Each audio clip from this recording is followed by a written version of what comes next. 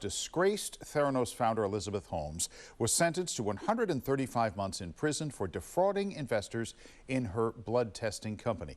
ABC 7 News reporter Stephanie Sierra has been following the trial. She was in court today and is live in San Jose with the latest. Steph? Yes, Jan. Well, Elizabeth Holmes' sentence is symbolic on many fronts, but certainly for Silicon Valley. This is a woman who went from being a rising star pegged to transform the future of healthcare to now a convicted criminal. And the judge was very clear today that this 11-plus year sentence is not only fair, but the price to pay for the lies and deception. Convicted Theranos founder Elizabeth Holmes left federal court knowing she's been sentenced to more than 11 years behind bars for defrauding investors of her blood testing startup. He just came out that door right there. The soon-to-be mom of two was seen rushing past bystanders. She and Billy came out that door, and he had her by the hand, and they came out, and she turned around briefly, and then they ran across the street. It was fast. Holmes faced up to 20 years in prison. Federal prosecutors wanted 15 years. The probation department recommended 9 years. Was justice served?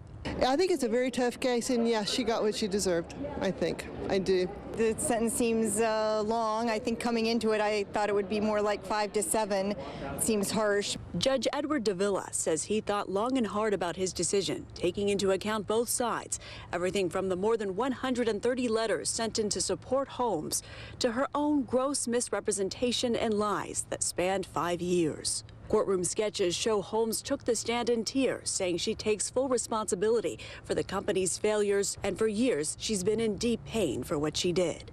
In my mind, it was notable that she never says the words that you'd really want if I were the judge, where it's like, I'm sorry I lied. Alex Schultz, the son of Theranos investor and former U.S. Secretary of State George Shultz, looked at Holmes as he explained how her lies desecrated his family, adding the private investigator she hired led his son to sleep with a knife under his pillow. That makes you feel so sad for them and sorry for them, but it was good to hear, at least verbally, another side and how their family was really, really hurt. The judge made it clear this 11-year sentence is sending a message to Silicon Valley. Strong salesmanship cannot merge into misrepresentation. Yeah, she got what she deserved, I think. I do. You better be careful from now on. Certainly a climactic end to a years-long saga. The judge posing this question in conclusion to the court. So what was it? What caused all of this? Was it intoxication with the fame? We know the misrepresentations, and there were many. Is it refusing to accept the reality?